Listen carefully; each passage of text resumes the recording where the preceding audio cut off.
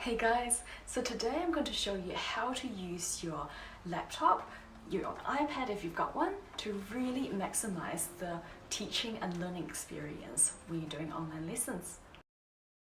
So here we're in the typical Zoom meeting.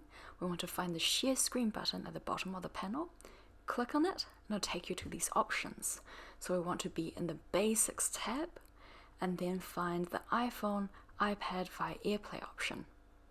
Click on that and then click Share at the very bottom. Now we've got some on-screen directions to follow.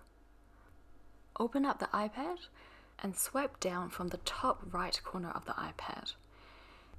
Tap on screen mirroring and then join it with Zoom. So now your iPad should be connected to Zoom, and this is the screen that your students can see in real time. So I've actually taken pictures of all the music my students are learning at the moment and organized them into albums and photos. And for today's tutorial, let's go into Oscar's music. So here's the music Oscar is learning at the moment, Gypsy Camp. What I like to do is to use the markup function in Photos to help the students find the section I want them to work on.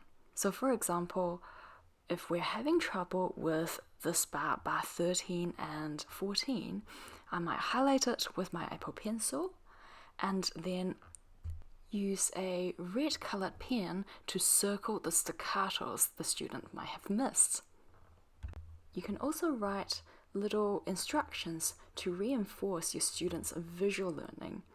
So here I'm going to write short using a red color pen, and then I want the student to practice this part 5 times at a slow speed. So don't forget, whatever you're writing on the screen, your student can see it on the other side straight away.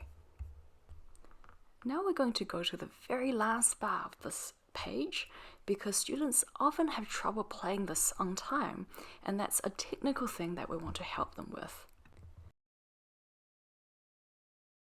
When it comes to teaching technique, the ebook Fit for Piano is really easy to show students exactly what they need to do at home. So I'm going to open it up and find the windmills section, because this is the technique that we're going to teach the student. If you have the book on your iPad, you can play these videos to your student because they can see it on the end straight away. You can also pinch and zoom on your iPad with 2 fingers so your student can get a better view. So now let's go back to the music that Oscar was just playing, and I'm going to write the instructions in for him. So before he gets to this bit, we want him to practice the windmill exercise, which will help him with this little passage here.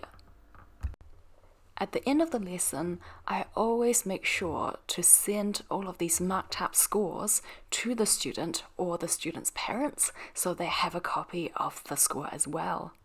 Let's say we're at the end of the lesson and I want to share some of these notes with Oscar. So I'm just going to go back to Oscar's album, select the notes I want to share, tap the share button on top, and I'm just going to email it to him.